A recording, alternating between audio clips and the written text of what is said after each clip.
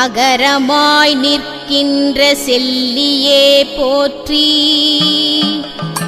ஆதார ஒலியான அன்னையே போற்றி,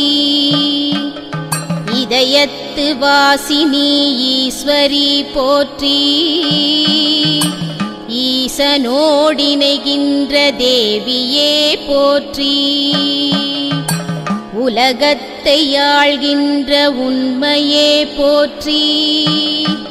ஊழியின் வினையான உத்தமி போற்றி, எனையாள வருகின்ற இறைவியே போற்றி, ஏழே